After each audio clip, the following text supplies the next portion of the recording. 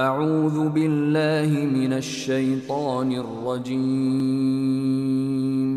بسم اللہ الرحمن الرحیم ان الذین یخشون ربهم بالغیب لهم مغفرۃ واجر کبیر وَأَسِرُّوا قَوْلَكُمْ أَوْ اجْهَرُوا بِهِ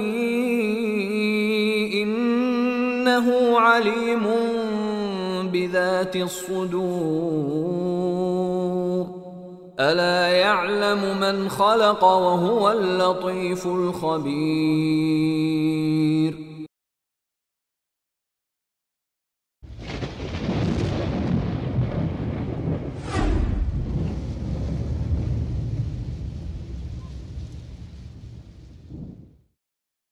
ان الحمد للہ نحمده ونستعینه ونستغفره ونعوذ باللہ من شرور انفسنا ومن سیئات اعمالنا من يهده الله فلا مضل له ومن يضلل فلا هادي له واشهد ان لا اله الا الله وحده لا شريك له واشهد ان محمدا عبده ورسوله اما بعد فان خير الحديث كتاب الله وخير الهدي هدي محمد صلى الله عليه وسلم وشر الامور محدثاتها وكل محدثة بدعة وكل بدعة ضلالة وكل ضلالة في النار.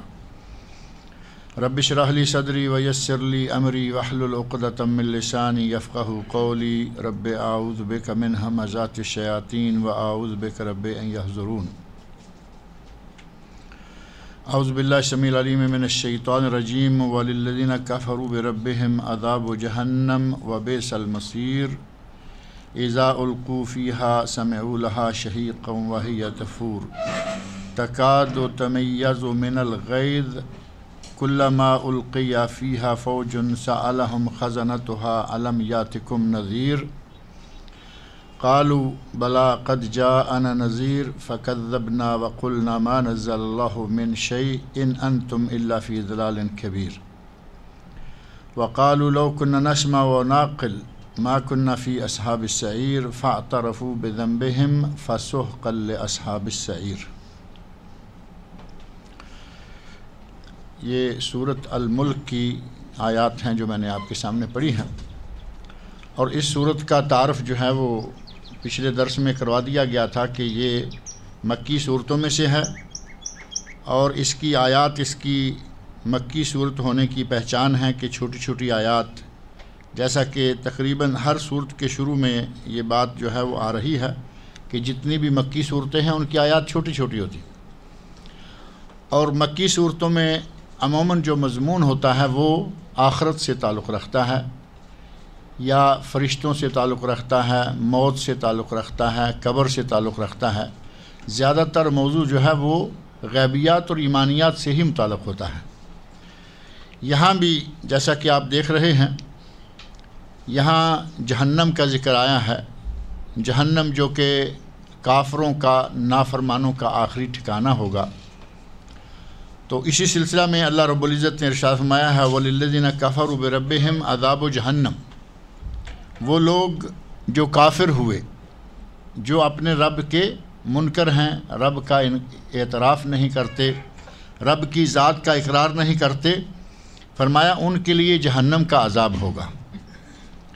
پچھلے درس میں نے ذکر کیا تھا کہ اس دنیا میں کوئی کچھ بھی کر کے نکل سکتا ہے، لیکن اللہ کا عدل یہ چاہتا تھا کہ یہاں سے کوئی بچ کے نکل بھی جائے تو ایک وقت ایسا آنا چاہیے، ایک موقع ایسا ہونا چاہیے، کوئی مرحلہ انسان کی زندگی میں ایسا ضرور ہونا چاہیے کہ اگر یہاں سے کوئی گناہ کر کے بچ بھی جائے تو اس کو گناہ کی سزا کبھی نہ کبھی کہیں نہ کہیں ملے. اور وہ مرحلہ وہی ہے جو موت کے بعد کا مرحلہ ہے. زندگی میں آپ کو معلوم ہے کہ بڑے لوگ بڑے گناہ کرتے ہیں اور پتہ ہی نہیں چلتا، ساری عمر بڑے بڑے گناہوں کے کئی قتلوں کے مجرم. غریب آدمی تو ایک قتل کر لے تو اس کا بیچارے کا جینا مشکل ہو جاتا ہے. اللہ سے تو توبہ طائب کر لیتا ہے لیکن حکومتیں نہیں چھوڑتی. مالدار دن دیہڑے آتے جاتے، یا سیاسی اثر و نفوذ ہو یا مال ہو، کہیں بھی کسی کو بھی مار دیں گے، کوئی پوچھنے والا نہیں. قاتل اور بڑے بڑے منصب ان کے ہاتھوں میں، کئی مرڈرز ان کے کھاتے میں رجسٹرڈ ہیں، اور وہ بڑی بڑی کرسیاں سنبھالے ہوئے. دنیا میں تو یہ سب ممکن ہے، لیکن اگر یہ آخرت میں بھی ہوتا یا اس کا حساب کبھی نہ ہوتا تو اس کا معنی یہ تھا کہ اللہ رب العزت تو نعوذ باللہ پھر غریبوں کے ساتھ کوئی انصاف نہ کرتا. اس کا انصاف یہ چاہتا تھا کہ ایک عالم، ایک زمانہ، ایک وقت ایسا ضرور آنا چاہیے کہ جب ان لوگوں کو جو یہاں نہیں پکڑے جاتے، جو یہاں بس جاتے ہیں، ان لوگوں کو بھی ان کے گناہوں کی سزا دی جائے. اور وہ عالم جو ہے وہ عالم عقبہ ہے، دوسرا جہان ہے، دوسری دنیا ہے. اسی دنیا کے بارے میں اللہ نے فرمایا وَالَّذِينَ كَفَرُوا بِرَبِّهِمْ عَذَابُ جہنم. جو لوگ اپنے رب سے کفر کرتے ہیں، اپنے رب کا انکار کرتے ہیں، جو کافر ہیں، ان کے لیے جہنم کا عذاب ہے. وَبِئْسَ الْمَصِيرُ، اور وہ بہت ہی برا ٹھکانہ ہے، بہت ہی بری جگہ ہے. جہنم کتنی بری جگہ ہے اس کا اندازہ آپ لگا سکتے ہیں کہ جہنم کی آگ اس دنیا کی آگ سے 70 گنا زیادہ گرم ہے. یہ بات بار بار یہاں ذکر کی گئی. اور جہنم کی گہرائی کتنی ہے، نبی اکرم صلی اللہ علیہ وسلم صحیح مسلم میں حدیث موجود ہے. آپ ایک جگہ اپنے صحابہ کی مابین تشریف فرما تھے. ایک آواز آئی جو عموماً آواز کبھی سنی نہیں گئی. صحابہ کرام سے پوچھا کہ جانتے ہو کہ یہ کیا آواز تھی؟ اب صحابہ کرام کیا جانیں، ان کا عموماً بڑا صاف ستھرا ایک ہی جملہ ہوا کرتا تھا، اللہ و رسولہ عالم. یہ باتیں اللہ جانتا ہے یا پھر اس کا رسول جانتا ہے، ہم نہیں جانتے.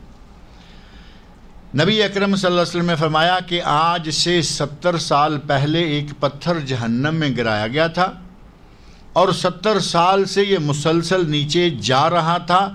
آج یہ جہنم کی تہ پر جا کے لگا. 70 سال پتھر اوپر سے نیچے جاتا رہا، اور 70 سال کے بعد جو تہ میں لگا، آپ اندازہ کریں کہ وہ کتنا گہرا ہوگا. اور 70,000 فرشتے، قرآن کریم میں اس کا باقاعدہ تذکرہ موجود ہے، حدیث شریف میں موجود ہے کہ جہنم بہت ہی وسیع ہے. 70,000 فرشتے اس کی 70,000 نکیلیں، 70,000 لگامیں ہوں گی، ہر لگام کے ساتھ 70,000 فرشتے ہوں گے.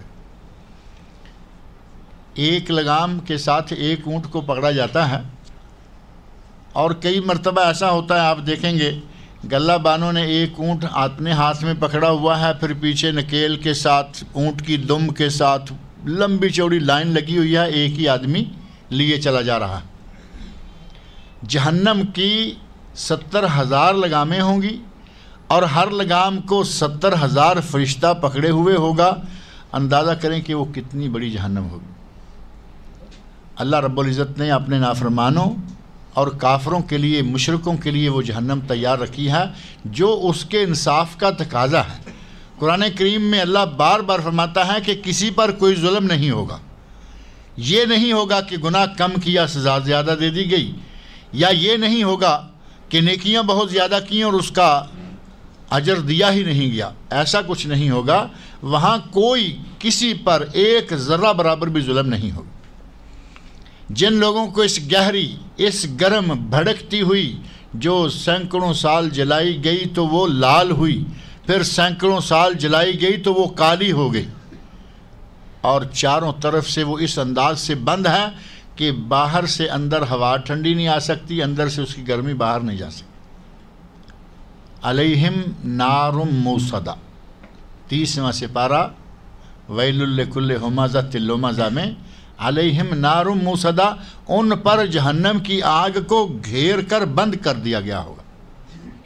یعنی اس میں کمی، اس کی گرمی میں کمی آنے کا کوئی چانس نہیں، سوائے اس کے کہ اللہ رب العزت نے جہنم کو جو 2 سانس لینے کی اجازت دی ہے وہ معروف ہے. ایک سردی میں، ایک گرمی میں، ایک سانس باہر کو نکالتی ہے، ایک اندر کو. یہ بھی کب؟ جب جہنم نے شکایت کی کہ یا اللہ میرے اپنے حصے گرمی کی وجہ سے ایک دوسرے کو کھا رہے. تو اللہ رب العزت نے اجازت دے دی کہ یہ اتنا تم کر لیا کرو تاکہ تمہارا کچھ تھوڑا سا زور ٹوٹے۔ وہ جہنم اللہ نے کافروں کے لیے تیار رکھی ہے۔ اللہ رب العزت مجھے اور آپ سب لوگوں کو اس سے بچائے۔ اللہ نے فرمایا بئس المصیر، وہ بڑا ہی برا ٹھکانہ ہے، کافروں کے لیے جہنم ہے اور وہ بہت ہی برا ٹھکانہ ہے جو ان کے لیے تیار کیا گیا ہے۔ اذا القوا فیہا، جب جہنمیوں کو جہنم میں ڈالا جائے گا، سمعوا لہا شہیقا وہی تفور، وہ آگ جوش مار رہی ہوگی اور اس کی وہ آواز سنیں گے۔ جہنمی جہنم کی آواز سنیں گے اور وہ جہنم جوش مار رہی ہوگی۔ جس طرح آگ کے اوپر ہنڈیا رکھی ہوئی ہو تو وہ جوش مارتی ہے نا، ابلتی ہے، اس کے ابلنے کی آواز بھی ہوتی ہے۔ اس کے ہنڈیا کے ابلنے کی آواز کو عزیز کہا گیا ہے، کا عزیز المرجل۔ نبی صلی اللہ علیہ وسلم جب سجدہ میں ہوتے، جماعت کراتے وقت تو عموماً نبی صلی اللہ علیہ وسلم چھوٹی ہلکی پھلکی جماعت، لمبی جماعت نہیں کروایا کرتے تھے فرائض کی، بلکہ حدیث میں صاف طور پر ملتا ہے، نبی صلی اللہ علیہ وسلم ارشاد فرماتے ہیں کہ میرا جی چاہتا ہے کہ میں لمبی جماعت کراؤں، میں کسی سورت کی تلاوت شروع کرتا ہوں، پھر میں دیکھتا ہوں کہ کسی بچے کے رونے کی آواز آ گئی ہے، بچے کی رونے کی آواز سنتے ہی پھر میں وہ سورت جو ہے وہ چھوٹی کر دیتا ہوں یا تھوڑی تلاوت کر کے میں چھوڑ دیتا ہوں۔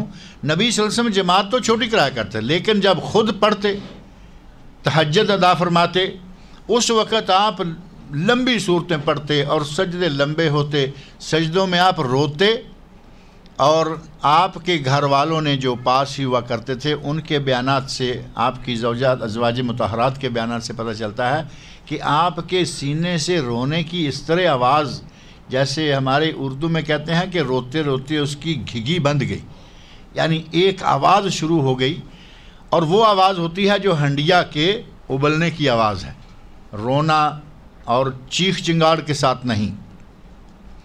اب یہ ہنڈیا کی آواز ہے، جہنم کی آواز، جہنم زور تو لے رہی ہوگی، زور مار رہی ہوگی، کھول رہی ہوگی، ابل رہی ہوگی، لیکن اس کی آواز کو اللہ نے فرمایا لہا شہیقن، اس کی آواز ہوگی جس طرح کے گدھا ہنہناتا ہے اس طرح کی آواز، گدھے کی ہنہناہٹ، اور وہ بھی جب ہنہنانا شروع کرتا ہے تو بڑی قبیح قسم کی، بری قسم کی آواز نکلتی ہے۔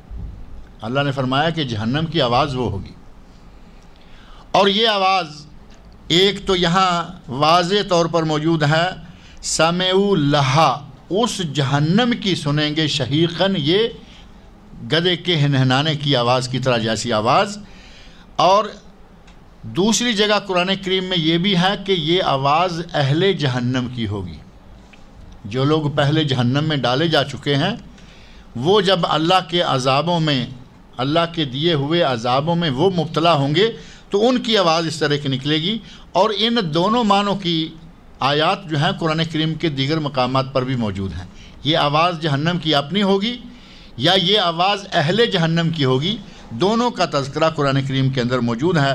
جیسا کہ سورۃ الفرقان، قرآن کریم کی 25ویں سورت، اس سورۃ الفرقان کی آیت نمبر 12 میں اللہ رب العزت نے ارشاد فرمایا ہے اذا رأتہم من مقام بعید، جب جہنم ان کو دور سے دیکھے گی، اذا رأتہم، جہنمی لائے جا رہے ہیں، پکڑے ہوئے ہیں، گھسیٹے لائے جا رہے ہیں، جیسا کہ نبی صلی اللہ علیہ وسلم کی حدیث سے پتہ چلتا ہے کہ کچھ جہنمی ایسے ہوں گے جن کو منہ کے بل، ٹانگیں اوپر ہیں، پاؤں سے پکڑا ہوا ہے اور منہ زمین پہ رگڑا جا رہا ہے، فَصُحِبَ عَلَى وَجْهِهِ ثُمَّ أُلْقِيَ فِي النَّارِ، صحیح مسلم میں حدیث موجود ہے، عالم اور سخی اور شہید، ان تین کا واقعہ جو رضائے الہی کے لیے نہیں بلکہ لوگوں کی واہ واہ کے لیے یہ کام کریں گے، ان کے بارے میں نبی صلی اللہ علیہ وسلم ارشاد فرماتے ہیں کہ ان کے بارے میں حکم دیا جائے گا کہ ان کو منہ کے بل گھسیٹ کر جہنم میں پھینک دو۔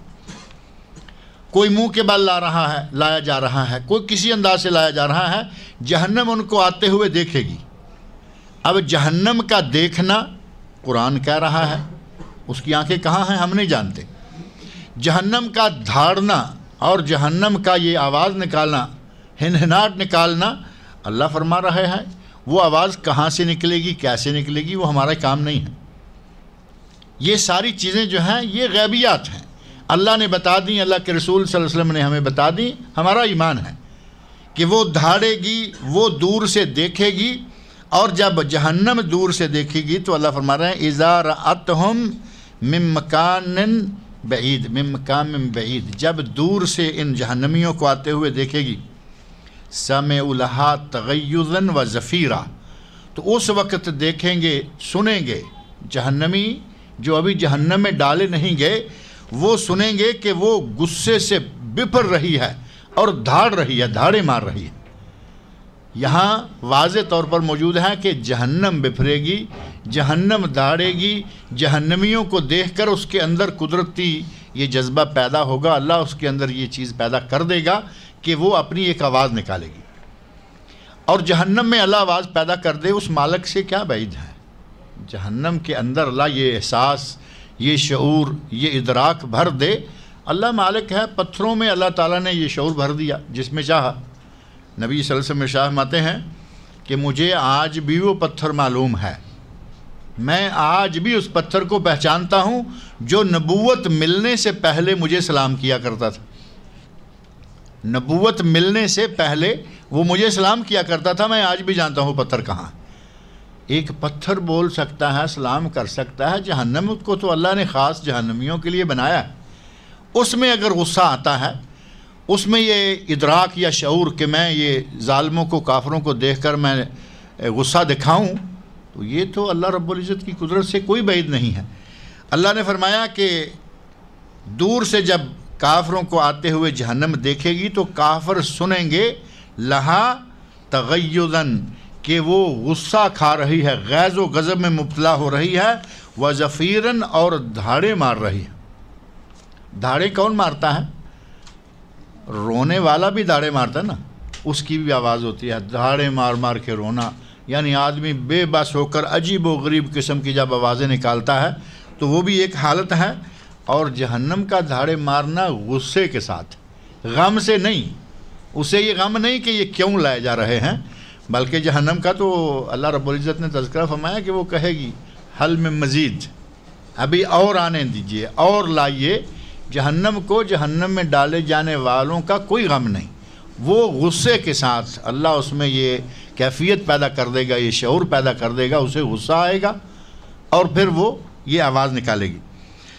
جبکہ سورہ ہود جو قرآن کریم کی سورت نمبر 11 ہے، سورہ ہود کی آیت نمبر 106 میں اللہ رب العزت نے ارشاد فرمایا ہے فَأَمَّا الَّذِينَ شَقُوا فَفِي النَّارِ، جو شقاوت میں مبتلا ہوئے، بدبخت ہوئے، جو نیک بخت نہ بنے، صالح نہ ہوئے بلکہ بدکار اور بدبخت ہوئے، فَفِي النَّارِ، وہ جہنم میں ہوں گے، وہ جہنم میں ڈالے جائیں گے۔ لَهُمْ فِيهَا زَفِيرٌ وَشَهِيقٌ، اور وہاں وہ چیخیں گے، چلائیں گے۔ لَهُمْ فِيهَا، ان جہنمیوں کی وہاں جہنم میں آواز ہوگی، اور وہ آواز جو ہے وہ زفیر اور شہیق۔ شہیق وہی لفظ جو ہماری اس سورۃ الملک کی اس آیت میں آیا ہے، وَإِذَا أُلْقُوا فِيهَا سَمِعُوا لَهَا شَهِيقًا، کہ وہ اس میں اس جہنم کی آواز سنیں گے۔ اللہ رب العزت نے مختلف مقامات پر ہمیں یہ بتایا کہ جہنم کی اپنی آواز بھی ہے اور اہل جہنم کی آواز بھی ہے، جو کہ بعد میں آنے والے پہلے جہنم میں گرے ہوئے لوگوں کی آواز سنیں گے۔ تو یہ دونوں معنی بیک وقت لیے جا سکتے ہیں، کوئی ایک معنی بھی جو موقع سے مناسبت رکھتا ہے وہ بھی لیا جا سکتا ہے، اور یہ بھی کہا جا سکتا ہے کہ جب جہنمیوں کو جہنم میں ڈالا جائے گا تو وہ جہنم کی آواز سنیں گے جو ان کو دیکھ کر ناراض ہو کر غصے میں آ کر داڑ رہی ہوگی، اور ساتھ ہی جو لوگ اندر عذاب میں مبتلا ہیں وہ جو تکلیف کے ساتھ چیخ و پکار کر رہے ہوں گے، ان کی آواز بھی وہ سنیں گے۔ اللہ رب العزت مجھے اور آپ سب لوگوں کو اس جہنم سے محفوظ رکھے، جس آگ کو اس دنیا کی آگ سے 70 گنا زیادہ گرم کہا گیا ہے۔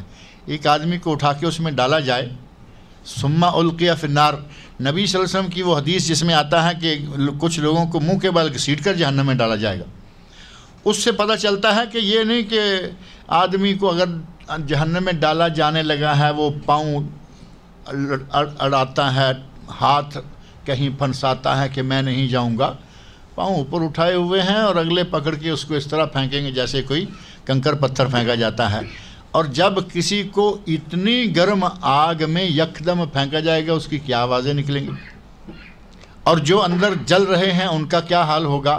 انہی ساری آوازوں کا مجموعہ ہے جسے اللہ رب العزت نے شہیق اور زفیر 2 نام دیے ہیں، کہ وہ گدھے کی طرح ہنہناتے ہوئے یا ان کی چیخ و پکار اور تکلیف سے چنگاریں نکل رہی ہوں گی۔ تکاد تمیز من الغیظ، قریب ہوگا کہ جہنم غصے سے پھٹ پڑے۔ اب جہنم کا غصے سے پھٹ پڑنا کیا ہے کہ اتنا غضب، اتنا غصہ اس جہنم کو آ رہا ہوگا کافروں کو دیکھ کر کہ یوں لگے گا کہ جیسے اس کے حصے الگ ہو جائیں گے، ایک حصہ دوسرے سے پھٹ کر الگ ہو جائے گا۔ کلما القی فیہا فوج سألہم خزنتہا الم یاتکم نذیر، جب بھی کوئی فوج، کوئی جماعت، کوئی گروہ، کوئی ٹولہ جہنمیوں کا لایا جائے گا اور اس کو جہنم میں ڈالا جائے گا، تو اس وقت سألہم خزنتہا، جہنم کے دروازوں پر جو دربان کھڑے ہیں جن کو داروغہ کہا جاتا ہے، جہنم کے پہرے دار، دربان یا داروغے، وہ ان لوگوں کو جب جہنم میں پھینکا جانے لگے گا یا پھینک دیا جائے گا تو اس وقت وہ پوچھیں گے الم یاتکم نذیر، تمہارے پاس کوئی ڈرانے والا نہیں آیا تھا۔ اب ان اہل جہنم کو دروغوں کا پوچھنا کہ تمہیں ڈرانے والا کوئی نہیں آیا تھا، اس سے پتہ لگتا ہے کہ انبیاء کے مشن میں، انبیاء کی ذمہ داریوں میں، انبیاء کی ڈیوٹیوں میں جو ان کے اسماء میں بھی یہ موجود ہے، نبی اکرم صلی اللہ علیہ وسلم کا اسم گرامی نذیر اور بشیر ہے، بشارت دینے والے اور ڈرانے والے۔ تو یہاں جہنم کے داروغے کہہ رہے ہیں الم یاتکم نذیر، تمہیں ڈرانے والا کوئی نہیں آیا تھا، مراد پیغمبر ہی ہیں، وہاں بشیر کا ذکر نہیں کیا کیونکہ وہ تو جہنم کے کنارے کھڑے ہیں، انہوں نے تو یہ بتانا ہے کہ اس جہنم سے تمہیں کسی نے ڈرایا نہیں تھا۔ اور انہیں بھی، جہنم کے داروغے کو بھی اب اس کے جہنم میں جانے پر کوئی رحم نہیں آ رہا، اسے اللہ رب العزت نے ڈیوٹی دے رکھی ہے، وہ تو اب ان کو یہ پوچھ رہا ہے کہ تمہیں، تمہارے پاس انبیاء کرام آئے، تمہارے پاس اللہ کی کتابیں آئیں، تمہیں بتانے والے بھیجے گئے، سارا کچھ سن کر بھی آج تم یہاں آ رہے ہو، تو اس کا معنی یہ ہوا کہ تم نے ان باتوں پہ کان نہیں دھرا، تم نے ان باتوں کو غور سے سنا نہیں، ان پر عمل نہیں کیا، جس کا نتیجہ یہ ہے کہ آج تم جہنم میں ڈالے جا رہے ہو۔ اور انہوں نے یہ کوئی سوال نہیں کیا، وہ جو جہنم کے داروغے ہیں ان کا یہ سوال نہیں ہے کہ وہ کہیں گے کہ بھائی کیا تمہارے پاس کوئی آیا نہیں تھا، یہ سوال کے لیے سوال نہیں، یہ ان لوگوں پر انکار ہے، رد ہے کہ تمہیں اس جہنم سے انبیاء ڈراتے رہے، تمہیں اس جہنم سے اللہ کی کتاب ڈراتی رہی، لیکن پھر بھی تم یہیں آئے ہو۔ وہ ان پر انکار ہے، نکیر ہے، ان کا رد ہے، سوال نہیں کہ وہ کہیں کہ پتہ نہیں کو گیا تھا نہیں گیا تھا۔ اللہ کے فرشتوں کو یہ باتیں معلوم ہیں، اللہ کے فرشتوں کو معلوم ہے کہ کتابیں بھیجی گئی ہیں، اللہ کے فرشتوں کو معلوم ہے کہ انبیاء بھیجے گئے ہیں، وہ صرف اس لیے پوچھ رہے ہیں کہ سارا کچھ آیا اور تمہاری قسمت میں پھر جہنم ہی رہی، تو اس کا معنی یہ ہے کہ تم نے نہ کتابیں پڑھی، نہ انبیاء کی باتیں سنی، اور نہ ان پر عمل کیا، اور نہ ہی کوئی غور کیا، نتیجہ یہ کہ آج تمہیں جہنم میں پھینکا جا رہا ہے۔ قالوا بلا قد جاءنا نذیر، اب اعتراف کر لیں گے، وہاں بات کو مان لیں گے، کہیں گے نہیں ہمارے پاس ڈرانے والے آئے تھے۔ بلا کیوں نہیں، ہم اس بات کو مانتے ہیں، قد جاءنا نذیر، ہمارے پاس ڈرانے والے آئے، فکذبنا، ہم نے ان کا انکار کر دیا، ان کی تکذیب کی، انہیں ہم نے جھٹلا دیا۔ اب امت اسلامیہ کا کوئی فرد اگر کل کو کہتا ہے، قبر میں کہتا ہے، حشر میں کہتا ہے، جہنم میں ڈالا جانے وقت کہتا ہے کہ میرے پاس کوئی ڈرانے والا نہیں آیا، تو کس منہ سے یہ کہہ سکے گا؟ جب کہ امت اسلامیہ کے ہر فرد کو معلوم ہے کہ ہمارے پاس نبی آیا ہے، ہمارے لیے نبی بھیجا گیا، اس نبی کے ہاتھوں ہمیں یہ کتاب مہیا کی گئی، اور کتاب کبھی عربی میں تھی، اب دنیا کی ہر زبان میں ہے۔ پہلے یہ بہانہ کیا جا سکتا تھا، ممکن تھا کوئی کہے کہ بھائی کتاب تو آئی لیکن ہم تو پڑھ نہیں سکتے تھے، ہمیں کیا معلوم ہے کہ اس کتاب میں کیا تھا. یہ پہلی بات. آج کے دور کا مسلمان اگر یہ کوئی بہانہ ڈھونڈنا چاہے کہ ہمیں عربی آتی نہیں اور کتاب عربی میں ہے، تو اس کا یہ بہانہ کسی کام کا نہیں، کیونکہ آج تو الحمدللہ ہر زبان میں 40 کے قریب زبانوں میں تو یہاں سعودی عرب سے قرآن کریم چھپ رہا ہے. مجمع ملک فہد، کنگ فہد قرآن کمپلیکس، اللہ رب العزت جس سے جو کام لینا چاہے، اتنا بڑا کام اللہ نے ملک فہد سے لے لیا کہ قرآن کی خدمت ہر انداز سے، اور قرآن کے ساتھ ساتھ ہی اب انہوں نے تھوڑے سے شعبے اور داخل کر دیے ہیں. مرکز سنہ و سیرہ بھی مدینہ منورہ میں موجود ہے، سیرت کی کتابیں، حدیث کی کتابیں بھی انہوں نے ساتھ ساتھ چھاپنا شروع کر دی ہیں. اللہ رب العزت نے ان سے کام لیا، امت اسلامیہ کے لیے آسانی پیدا ہو گئی. جو کہے کہ میں پٹھان ہوں، میں پشتو جانتا ہوں، مجھے عربی نہیں آتی، پشتو میں قرآن موجود ہے ترجمہ. جو کہے کہ میں تو یورپ کا رہنے والا ہوں، مجھے سوائے انگلش کی اور کوئی زبان نہیں آتی، انگلش ٹرانسلیشن موجود ہے. دی نوبل قرآن دارالاسلام کا چھاپا ہوا، عبداللہ علی کا پہلے سے موجود ہے. اسی طرح بہت اور بھی ہیں، لیکن گورنمنٹ سعودی عربیہ کی طرف سے وہ موجود ہے. مختصر تفسیر بھی ساتھ ہے، ترجمہ بھی ہے. کوئی کہے میں تامل ہوں، مدراس کا ہوں، تامل ترجمہ موجود ہے. بنگالی ہوں، بنگالی ہر ترجمہ موجود ہے. اللہ رب العزت نے ہماری آج کے دور کے مسلمان کے لیے بہت آسانی فرما دی. ہر زبان میں قرآن کریم کا ترجمہ. کس منہ سے یہ کہے گا کہ ہمارے پاس نذیر نہیں آیا تھا، ہمیں ڈرانے والا کوئی نہیں آیا، ہمیں کوئی کتاب نہیں ملی، ہمیں کتاب ملی ہم پڑھ نہیں سکے. کتاب ملی، اللہ نے اس کتاب کی خدمت کرنے والے مقرر کر دیے، ان سے کام لیا. آج کتاب دنیا کی ہر زبان میں موجود ہے، ہر بڑی زبان میں. اب کوئی کہے کہ کوئی علاقہ، کوئی جگہ، کل تک انشاءاللہ ان علاقوں کی زبانوں میں بھی یہ قرآن آنے والا ہے، کیونکہ مسلسل ترجمے جو ہیں وہ چل رہے.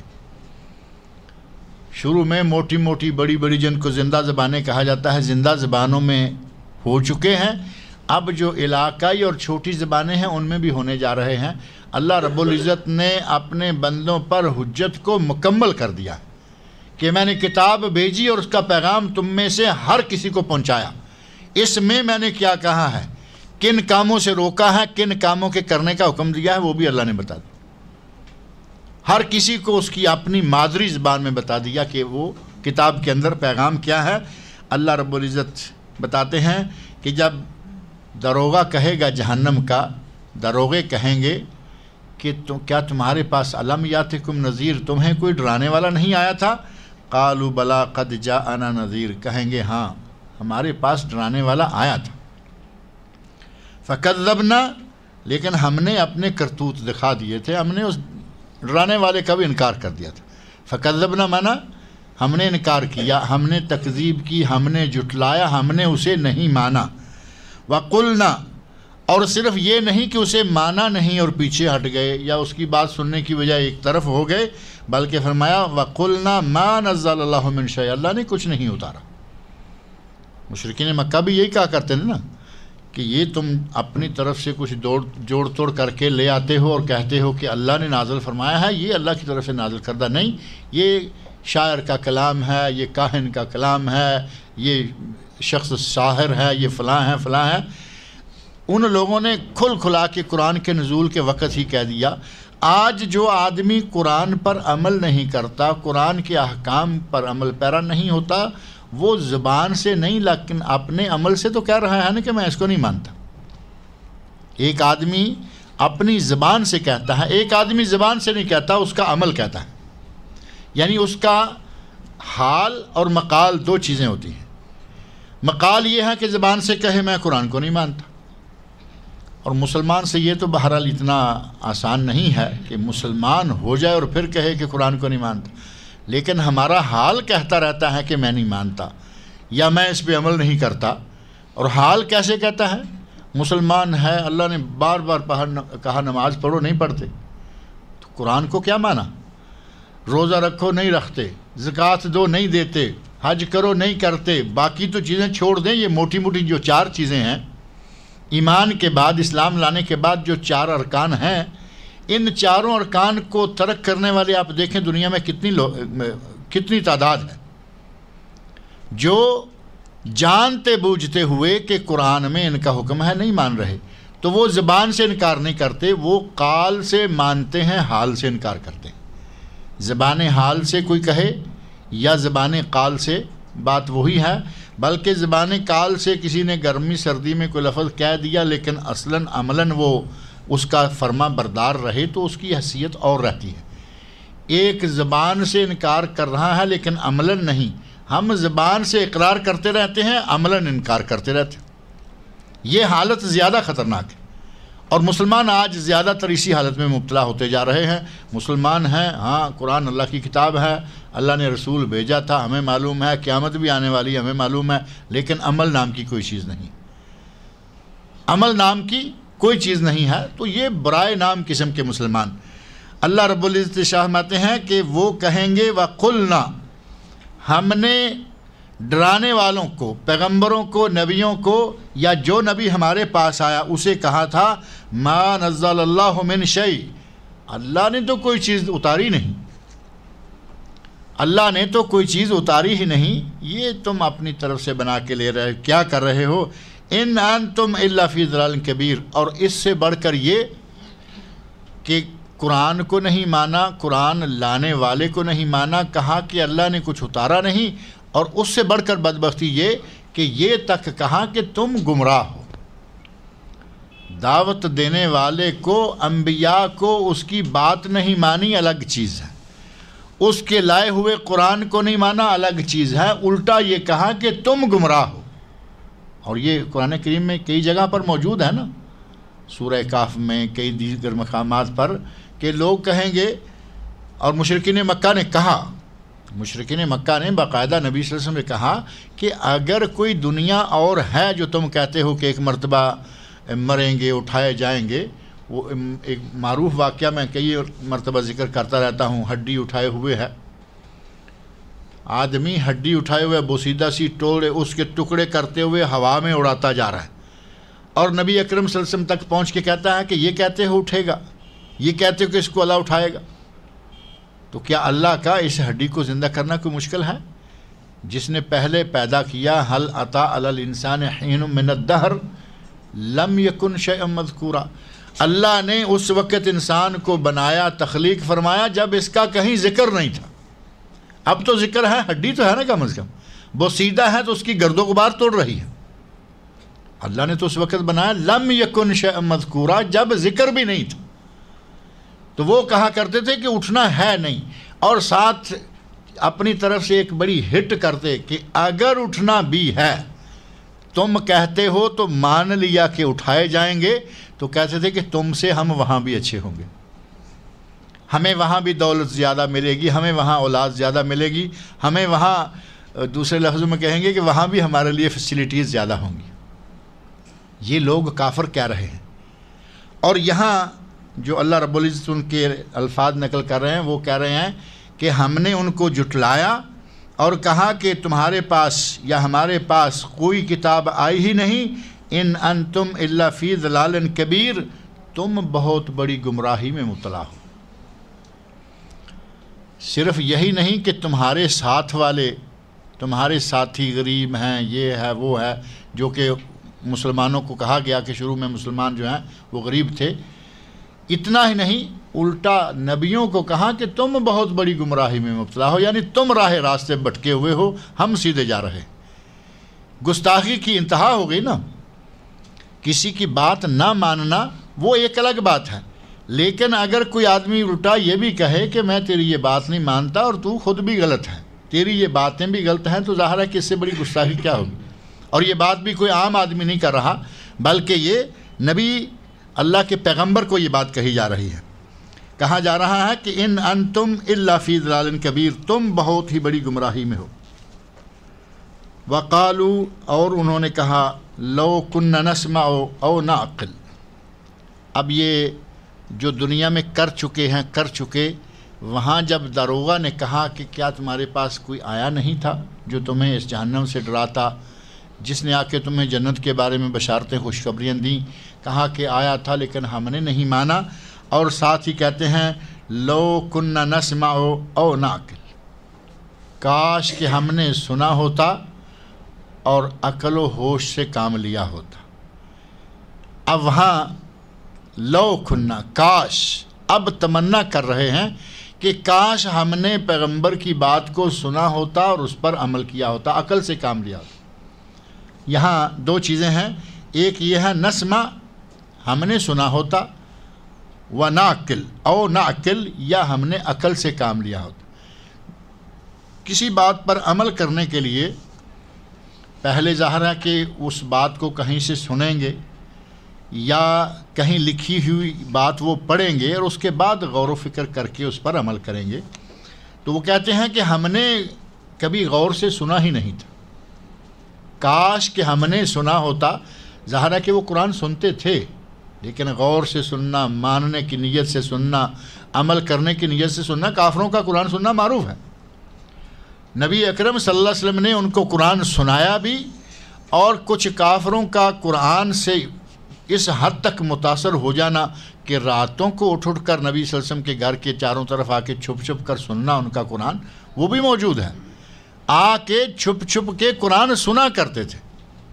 لیکن لو کننا نسمع او نعقل، ہم نے کاش کہ قرآن سنا ہوتا اور عقل سے کام لیا ہوتا، عقل کے ناخن لیے ہوتے۔ کہیں گے کہ ہم نے قرآن کو غور سے سنا ہی نہیں، نہ ہم نے عقل سے کام لیا کہ ہم اس پر عمل کریں۔ اگر یہ کام ہم نے اس وقت کیا ہوتا، ما کننا فی اصحاب السعیر، تو آج ہم اہل جہنم میں سے تو نہ ہوتے۔ یہ حسرت اب کب شروع ہو رہی ہے؟ جہنم میں ڈالے جا رہے ہیں، اور دروغہ نے جب ان کو تھوڑا سا ٹچ دیا کہ تمہارے پاس ڈرانے والے آئے، تم نے اس وقت نہیں مانا، دیکھو نا انجام کیا ہوا۔ تو اس وقت کیا رہے ہیں؟ اس وقت حسرت، اس وقت تمنائیں، لیکن اس وقت کی تمنا فائدہ نہیں دے گی، اس وقت کی حسرت کوئی فائدہ نہیں دے گی، کیونکہ وہ تو انجام ہے۔ وہ دار العمل نہیں، وہ دار الجزا ہے۔ یہ دنیا دار العمل ہے اور وہ دار الجزا ہے۔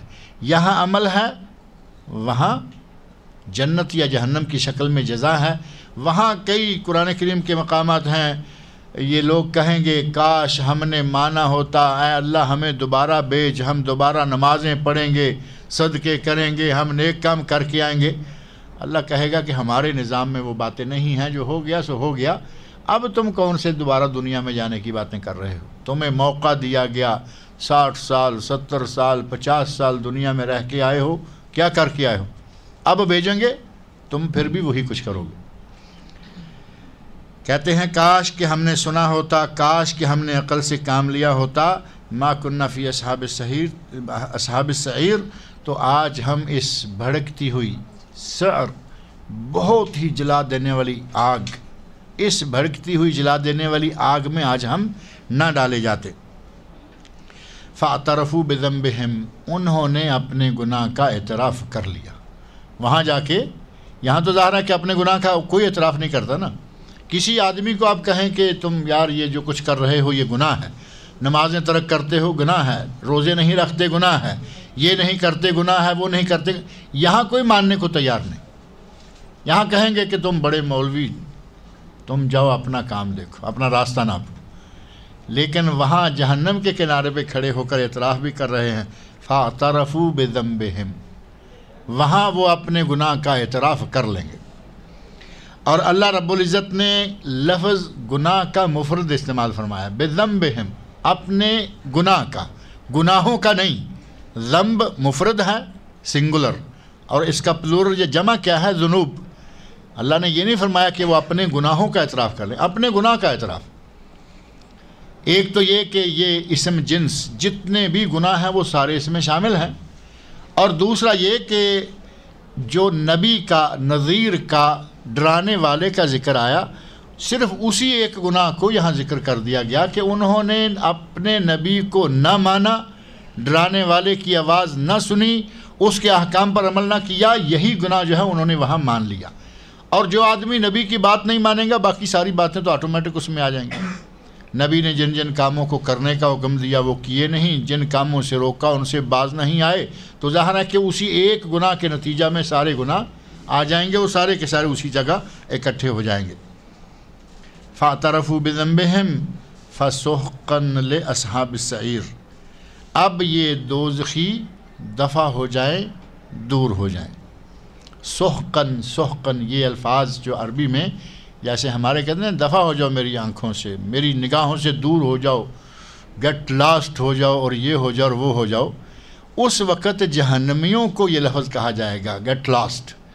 اب تمہارا چیخنا، چلانا، منتیں کرنا اور کوئی بھی بات اب تمہاری نہیں سنی جائے گی، تمہیں موقع دیا گیا، تم نے وہ موقع ضائع کر لیا۔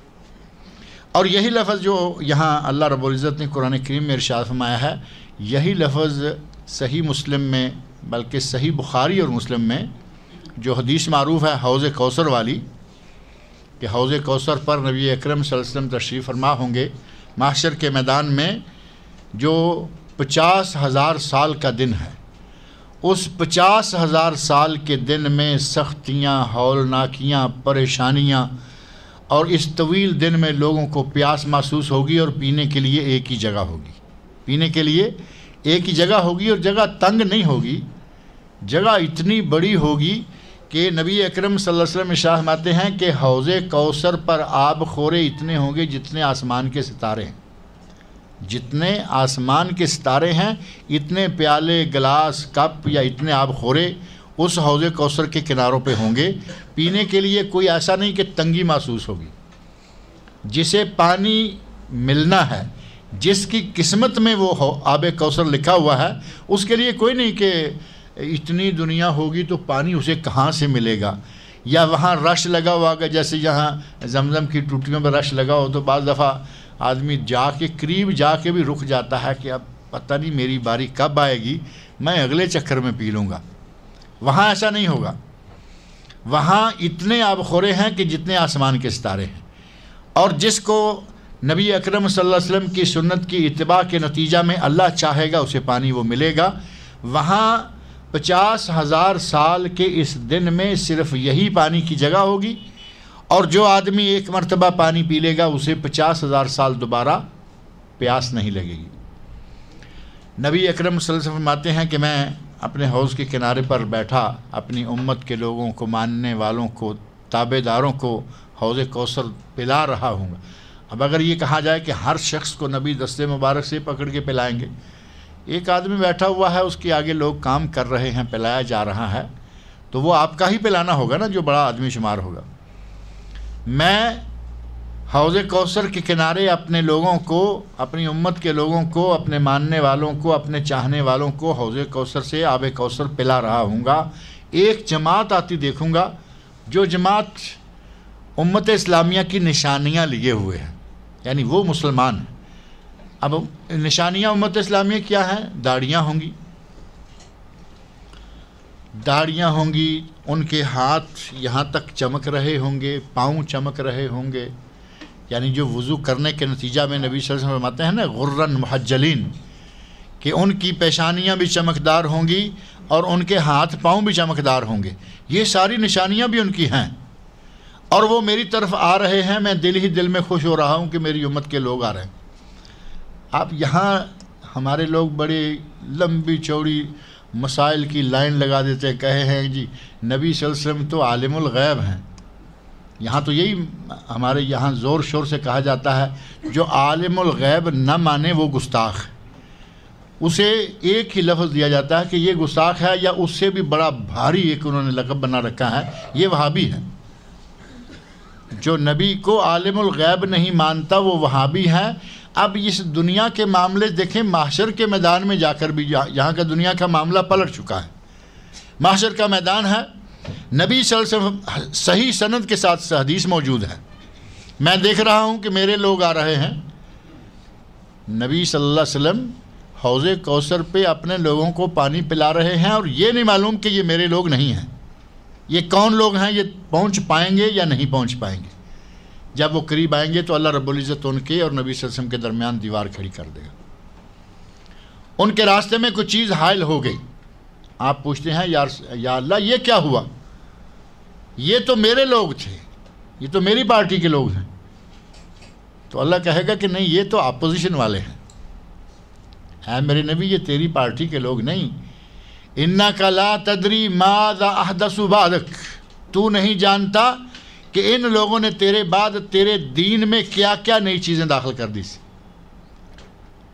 تو یہ نہیں جانتا، تو سمجھتا ہے کہ میری پارٹی کے ہیں اور میری ہی سنت پر رہے ہوں گے، یہ وہ نہیں ہیں، یہ وہ ہیں جنہوں نے تیرے دین کا حلیہ بگاڑ دیا تھا، تیری شریعت میں اپنی طرف سے چیزیں داخل کر دی تھیں۔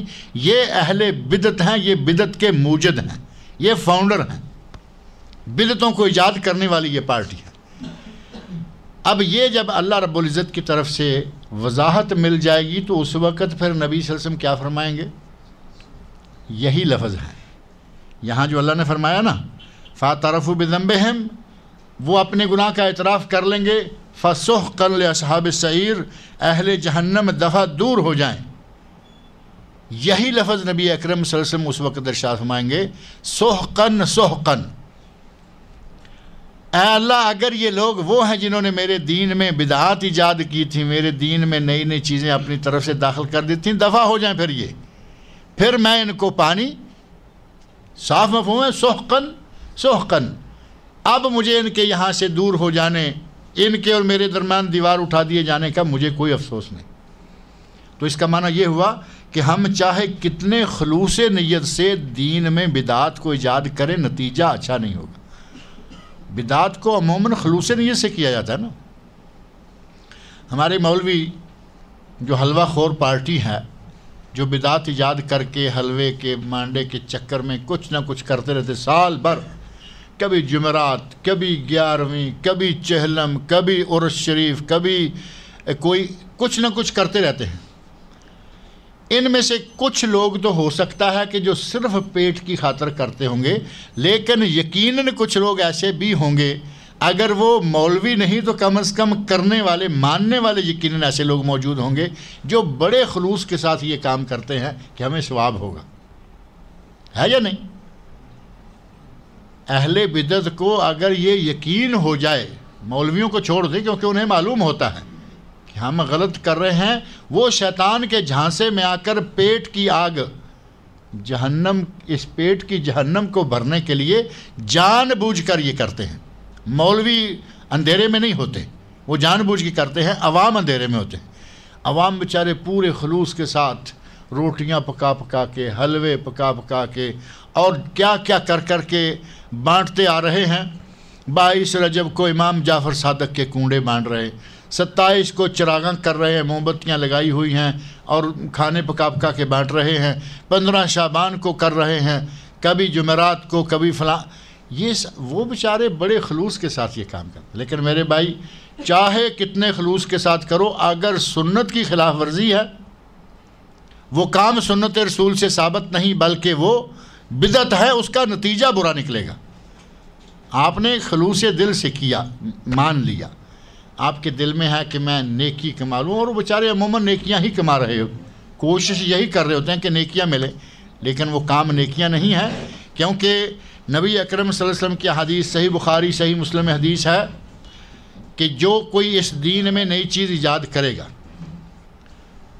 ہر وہ کام، من عامل عملا لیس علیہ امرنا فہو رد، جس نے کوئی ایسا کام کیا جس پر ہمارا حکم نہیں، وہ مردود ہے۔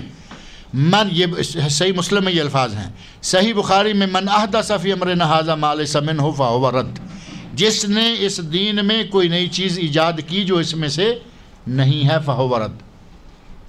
صحیح بخاری صحیح مسلم میں نبی صلی اللہ علیہ وسلم فرما چکے ہیں من احدث، یہاں بخاری مسلم کے الفاظ من احدث فی امرنا ھذا، جس نے ہمارے اس دین میں کچھ ایجاد کیا، اور وہاں اللہ کے الفاظ کیا ہیں؟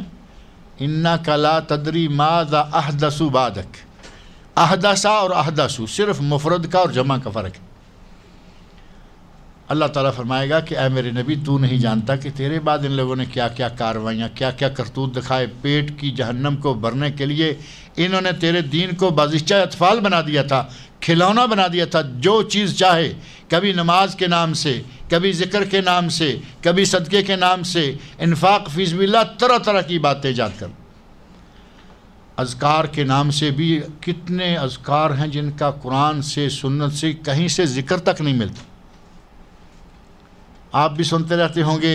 آج ہی مجھے ایک میسج کسی نے کیا، پہلے میسج کیا بعد میں پھر فون کیا کہ وہ سوال تھا جو میں اب پوچھنا چاہتا ہوں. ان کا مطلب ہوگا کہ پہلے میسج اچھی طرح پڑھ لیں، سوال مختصر ہو جائے گا. کوئی آدمی صرف ذکر کرنا چاہتا ہے.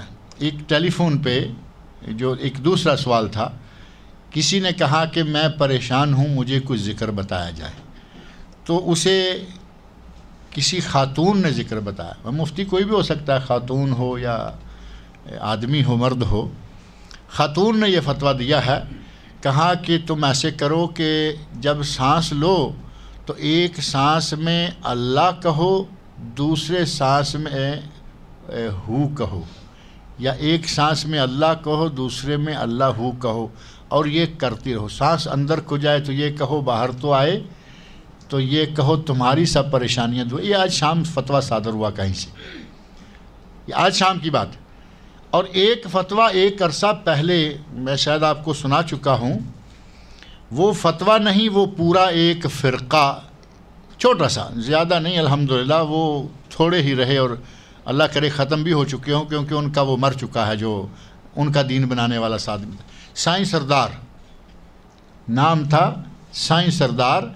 اور وہ اپنے ماننے والوں کو نماز نہیں پڑھنے دیتا تھا، روزہ نماز وہ کچھ نہیں. وہ کہتا تھا اس کی کوئی ضرورت نہیں ہے، ہم آپ کو طریقہ بتائیں گے، جنت آپ کی. وہ پکا ایک دم انہوں نے اپنے لوگوں کو لگایا ہوا تھا، جنت آپ کی، نمازیں پڑھنے، روزے رکھنے، یہ سب کی ضرورت نہیں ہے. اور خود بھی بے نماز پکا. داڑھی نام کی کوئی چیز نہیں، نہ داڑھی، نہ مونچھ، نہ سر کے بال. آپ کو یاد آتا ہوگا میں کیا کرتا، ایسے لگتا ہے جیسے چارپائی کا پایا نہیں ہوتا اوپر سے گول سے. نہ مونچھوں پہ بال ہیں، نہ داڑھی پہ بال ہیں، نہ سر پہ بال. تو کیا ہوگا؟ وہ نماز کے قریب نہ آتا تھا، نہ کسی کو آنے دیتا تھا. اور اس نے یہ ذکر اپنے ماننے والوں کو بتا رکھا تھا کہ جب سانس اندر جائے تو اس وقت لا الہ کا تصور یا ذکر جو ہے، یہ لا الہ اندر کو، الا اللہ باہر کو. اب یہ آپ اندازہ کریں کہ کیا ایسا آسانی سے ممکن ہے کہ یہی ہوتا رہے گا؟ وہ کہتا ہے کہ آپ یہ کچھ تھوڑی سی ٹریننگ کر لو، تھوڑی سی مشق کر لو، پھر آٹومیٹک ہو جائے گا. اب وہ تکلیف بھی نہیں دینا چاہتا کہ تم کرتے رہو، ہمیشہ ایسا کرو.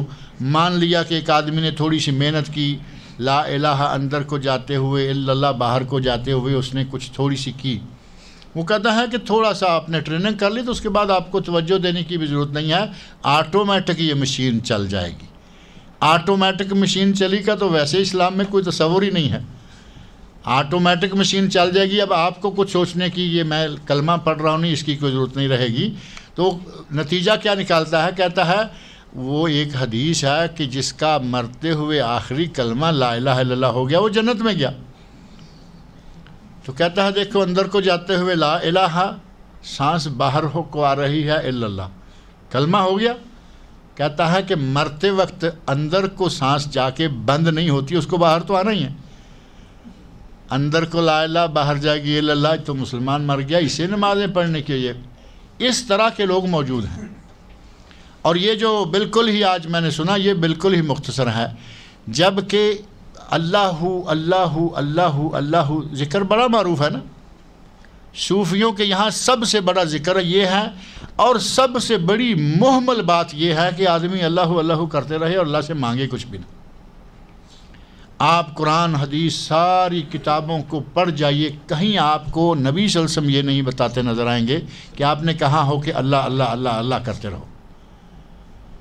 اور میں پہلے بھی یہ بات کہہ چکا ہوں، اب بھی دہرا دیتا ہوں کہ آپ میں سے کسی بھی بھائی کے ساتھ مجھے کام ہو، ہمارے عابد بھائی بیٹھے ہوئے ہیں، مجھے ان سے کوئی کام ہے، میں ان کو کہتا ہوں عابد عابد عابد عابد، آنکھوں میں آنکھیں ڈال کے کہے چلا جا رہا ہوں عابد عابد عابد عابد. تو یہ ممکن ہے کہ 10-15 مرتبہ سن لیں گے، کچھ میرا احترام کر دیں گے کہ چلو کوئی بات نہیں. آخر 15-20 تک یہ کہیں گے کہ اس آدمی کا ہے نا، اس کا دماغ چل گیا، یہ تو پاگلوں کی طرح ہذیان بک رہا ہے، یہ تو کچھ بول ہی نہیں رہا، ایک ہی بات عابد عابد عابد. اس ذکر کی حقیقت بالکل اسی طرح ہے جو آدمی صرف ایک نام ہی لیے جاتا ہے. میرا بھائی نام لے کے کچھ مانگو اس سے.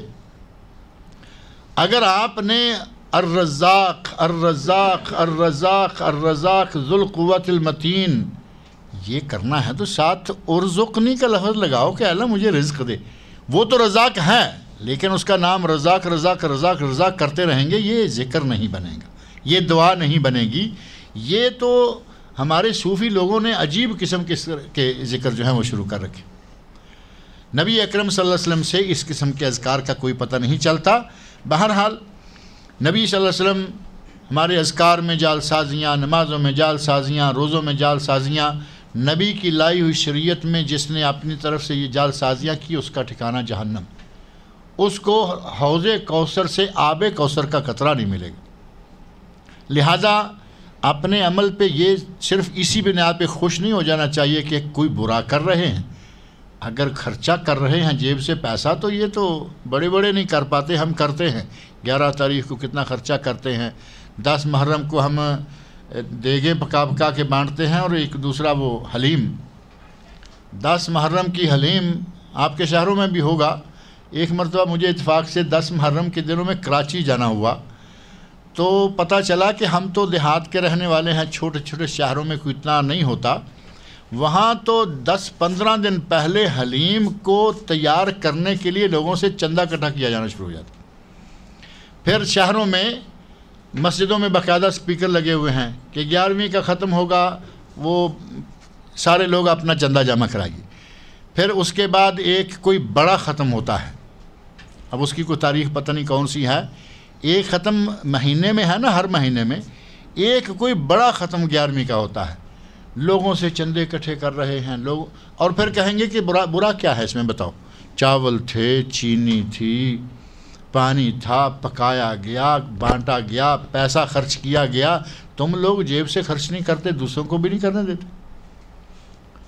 اب یہ ہماری دلیل ہے. اگر یہ 11 تاریخ کو دینا نبی صلی اللہ علیہ وسلم کی سنت سے ثابت ہوتا، ہم بھی کہتے دو، چلو ٹھیک ہے مان لیا. تم کہتے ہو کہ تم دیتے نہیں تو دینے نہیں دیتے، ہم بھی کہتے کہ ہم دے رہے ہیں یا نہیں دے رہے، تم ضرور دو کیونکہ سنت ہے. میرے بھائی سنت ہوتی تو کہتے. اس طرح کے صدقے اور اسی طرح کی نمازیں، صلاۃ الالفیہ 1000، صلاۃ الالفیہ ہزاری نماز، اسی طرح ایک ہزاری روزہ ہے، لکھی روزہ ہے، مریم روزہ ہے.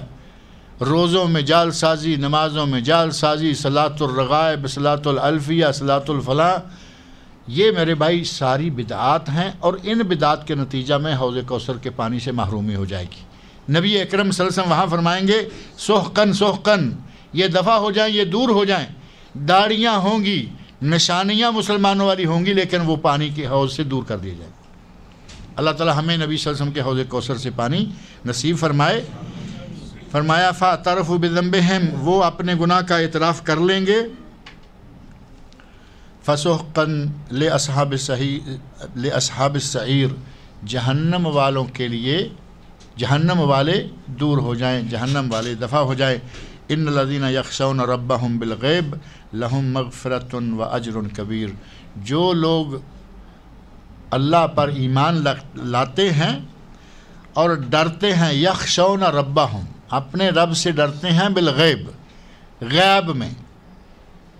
ہم نے کسی نے اللہ کو دیکھا ہے؟ ہم غیب میں ہی اللہ سے ڈرتے ہیں، کیونکہ ہمارے نبی نے فرمایا اللہ ہے، قرآن میں آیا اللہ ہے، اس کائنات کا خالق و مالک اللہ ہے. اللہ کو ہم نے دیکھا نہیں، ان دیکھے بھی اللہ کو ہم مانتے ہیں، اس سے ڈرتے ہیں اور اس سے ڈرتے رہتے ہیں. یہ ہے یخشون ربہم، ان الذین یخشون ربہم بالغیب، جو لوگ اللہ سے ڈرتے ہیں غیب، بغیر دیکھے، بغیر ہی اس کو اس کے سامنے گئے، اس کو پہچانا، لیکن نبی کے راستے، نبی کی زبان سے، قرآن کے راستے، قرآن کی زبان سے ہم نے اپنی آنکھوں سے اللہ کو نہیں دیکھا. لہم مغفرہ، بغیر کسی کو دیکھے کسی کی بات کا مان لینا یہ بڑی بات ہے. ایک آدمی ڈنڈا لے کے سامنے کھڑا ہے اور وہ کہتا ہے کہ اگر تم نے یہ کام نہ کیا تو میں یہ اور وہ کر دوں گا، تو وہاں بڑا ماننا بھی آسان ہے، سمجھنا بھی آسان ہے.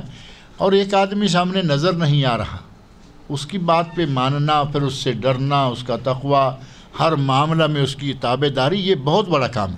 اسی لیے اللہ نے فرمایا کہ جو لوگ اپنے رب سے ڈرتے ہیں غائبانہ طور پر، لہم مغفرتن، ان کے لیے مغفرت ہے، بخشش ہے، واجر کبیر، اور ان کے لیے بہت ہی بڑا اجر و ثواب ہے۔ یہ کام بھی بہت بڑا ہے اور اس کا اجر و ثواب بھی اللہ نے فرمایا بہت ہی بڑا ملے گا۔ اللہ رب العزت سے دعا ہے کہ وہ مجھے اور آپ سب کو غائبانہ طور پر اللہ سے ڈرنے کی توفیق عطا فرمائے۔ اللہ تعالیٰ مجھے اور آپ سب لوگوں کو قرآن کریم پڑھنے، سمجھنے اور اس کے احکام پر عمل کرنے کی توفیق عطا فرمائے۔